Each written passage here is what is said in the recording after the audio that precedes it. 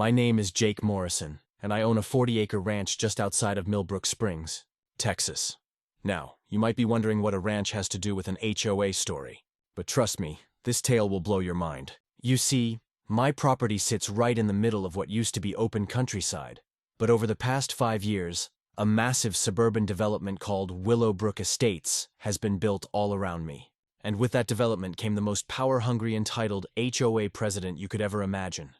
Her name was Patricia Whitman, but everyone in the neighborhood called her Pat the Hammer behind her back. She was a tall, sharp-featured woman in her early 50s with perfectly styled blonde hair that never seemed to move, even in the Texas wind. Pat drove a pristine white BMW SUV and treated the entire neighborhood like her personal kingdom. She had been the HOA president for 3 years running, and in that time, she had made life miserable for dozens of families with her ridiculous rules and hefty fines. But here's where things get interesting. When the developers built Willowbrook Estates, they designed the main entrance to be this grand, impressive gateway with stone pillars and ornate metalwork. The problem was, to make their entrance look as spectacular as possible, they built it right up to the edge of my property line. My ranch gate, which had been there for over 20 years, was now just 50 feet away from their fancy entrance. The developers had been respectful during construction. They knew I wasn't selling, and they worked around my property boundaries without any issues. They even reinforced the road leading to my gate to handle their construction traffic. But once the HOA took over, everything changed. It started about 6 months ago. I was out in my south pasture checking on my cattle when I heard the familiar creak of my ranch gate opening. That was odd because I wasn't expecting anyone, and delivery trucks always called ahead. I jumped on my ATV and rode back toward the house, and that's when I saw it. Patricia Whitman's white BMW was driving right through my property, using my private ranch road as a shortcut to get to the back section of Willowbrook Estates. I caught up to her just as she was about to exit through the back gate that led to the newer section of the development. I flagged her down, and she rolled down her window with this annoyed expression on her face, like I was bothering her. "Ma'am, this is private property," I said, trying to be polite. "You can't just drive through here." Patricia looked at me like I was speaking a foreign language. "Excuse me? This road connects our community entrance to the back gate. It's clearly a public throughway." I couldn't believe what I was hearing. "No, ma'am, this is my ranch. This road runs through my property. You just drove past my house." She rolled her eyes and let out an exaggerated sigh. "Listen, I don't have time for this nonsense. I'm the president of the Willowbrook Estates HOA, and I have important community business to attend to. This road has been here since before the development was built, so it's obviously a public access route. It's been here for 20 years because I built it," I explained. "It connects my front gate to my back pasture. The fact that it happens to line up with your community gates doesn't make it public property." Patricia's face started to turn red. "Are you seriously going to stand there and tell me that I can't use a road that's clearly meant for community access? Do you have any idea how much time this saves compared to driving all the way around?" That's when it hit me. She wasn't confused about property lines or genuinely mistaken about public access. She knew exactly what she was doing. She had decided that my private ranch road was her personal shortcut, and she felt entitled to use it whenever she wanted. "Ma'am, I'm going to have to ask you to leave and not come back through here," I said firmly. "If you need to get to the back section of your development, you'll need to use public roads." She laughed, actually laughed, and shook her head. "I don't think so, cowboy. I've been using this route for months, and I'm not stopping now. If you have a problem with it, call the police. I'm sure they'll be very interested to hear about someone trying to block a public roadway." With that, she rolled up her window and drove off through my back gate. I stood there for a moment completely stunned by her audacity. But this was just the beginning of what would become a months-long battle of wills. Over the next few weeks, Patricia continued driving through my property almost daily. Sometimes it was just her, but other times she would bring other HOA board members, or even show the route to contractors working in the development. I tried reasoning with her multiple times, but each conversation ended the same way. She would insist that the road was public, threaten to call the police on me, and drive off. So I did call the police. Officer Martinez from the county sheriff's department came out and reviewed the situation. He looked at my property deed, confirmed that the road was entirely on my land, and assured me that I had every right to restrict access. He even spoke to Patricia directly, explaining that she was trespassing and could be arrested if she continued. Patricia's response was to hire a lawyer and send me a cease and desist letter. Her attorney claimed that my ranch road had become a prescriptive easement through continuous public use, and that I was illegally blocking community access. Of course, this was complete nonsense. The road had never been public, and Patricia had only been using it for a few months, not the years required for any kind of easement claim. But the letter worked exactly as she had intended. It scared me. I'm a rancher, not a lawyer, and the thought of getting dragged into an expensive legal battle was terrifying. For about a week, I didn't know what to do. Patricia, sensing my hesitation, became even more brazen. She started driving through multiple times per day, and I even caught her giving tours to prospective home buyers, using my property as part of her sales pitch for the convenience of Willowbrook Estates. That's when I decided I'd had enough. If Patricia wanted to play games, I was going to show her what a real Texas rancher could do. First, I called my own attorney, David Chen, who specialized in property law. David took one look at Patricia's cease and desist letter and started laughing.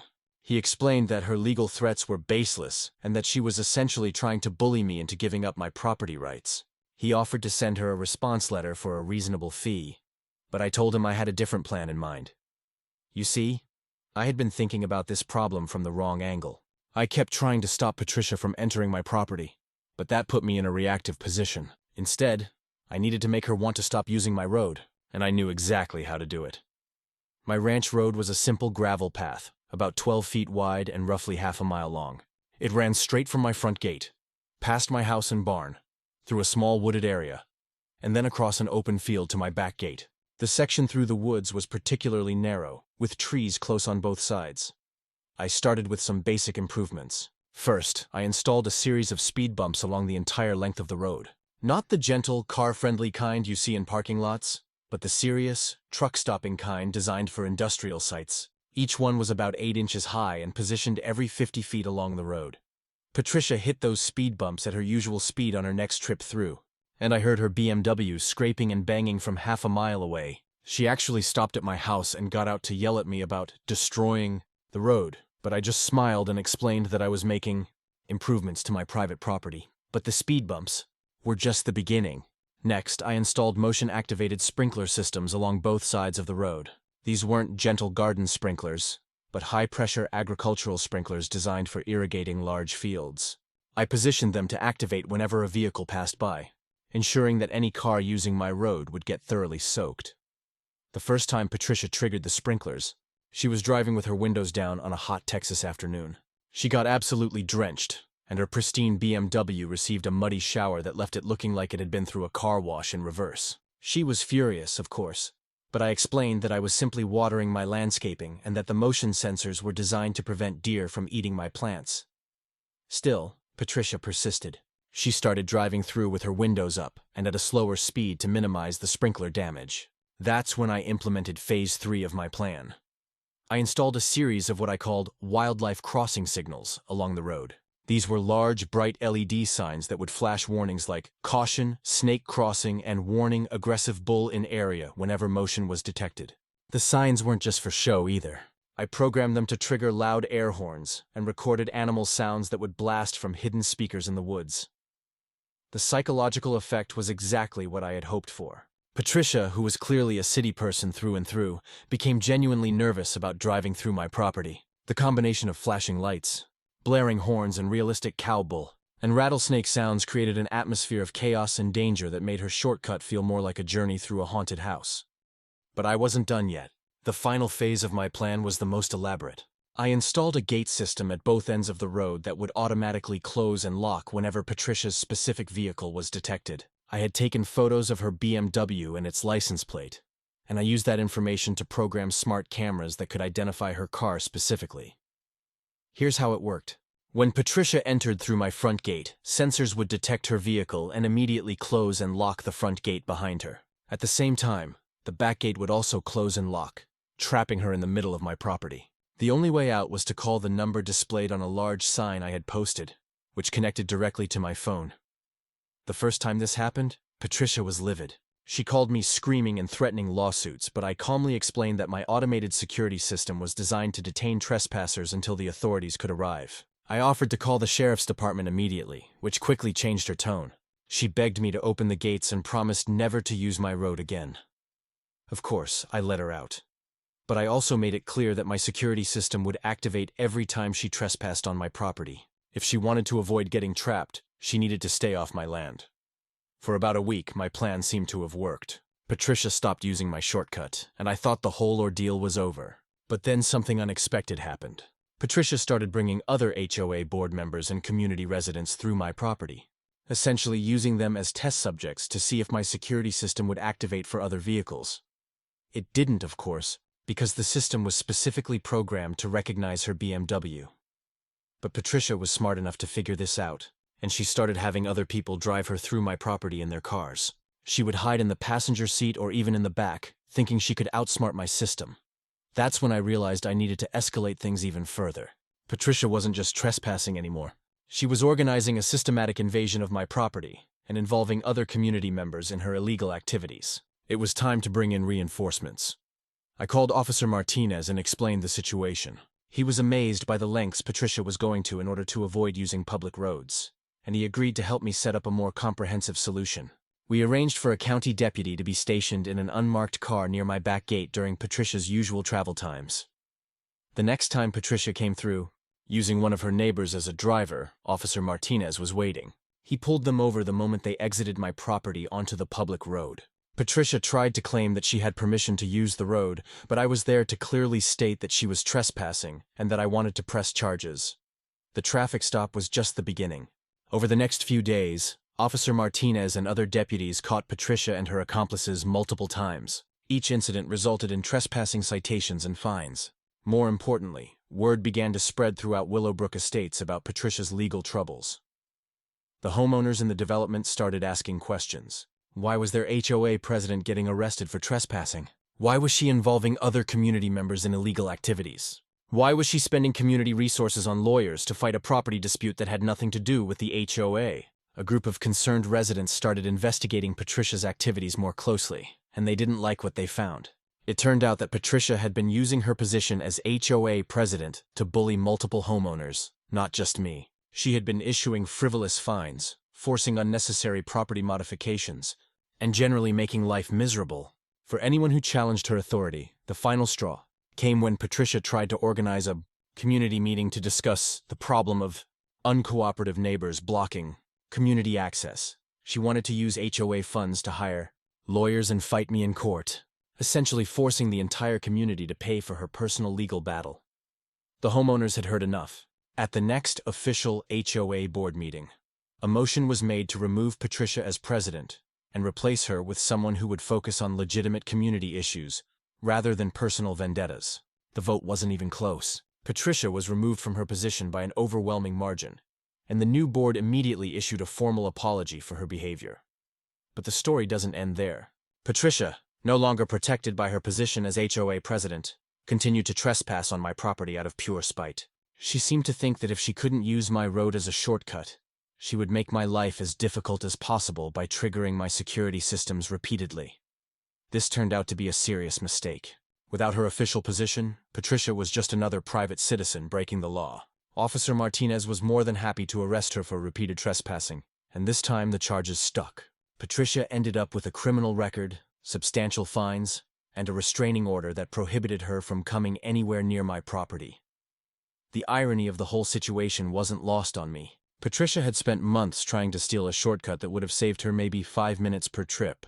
Instead, she lost her position in the community, gained a criminal record, spent thousands of dollars on legal fees, and became a laughingstock throughout Willowbrook Estates, all for a shortcut through a ranch road. The new HOA president, a reasonable man named Tom Bradley, reached out to me personally to apologize for Patricia's behavior and to assure me that the HOA would respect my property rights going forward. He also mentioned that several homeowners had complained about Patricia's abuse of power during her tenure and that her removal had been long overdue. As for my elaborate security system, I decided to keep most of it in place, though I disabled the gate trapping feature since it was no longer necessary. The speed bumps, sprinklers, and wildlife warning signs actually served a legitimate purpose in protecting my livestock and property, and they added an element of character to my ranch that visitors seemed to enjoy.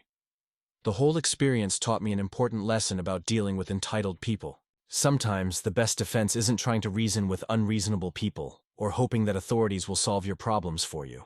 Sometimes you need to get creative and make the cost of their bad behavior higher than the benefit they're getting from it. Patricia thought she could bully a simple rancher into giving up his property rights, but she underestimated the resourcefulness and determination of someone who spent his life solving problems and taking care of business. In the end, her own arrogance and refusal to respect basic property laws led to her downfall.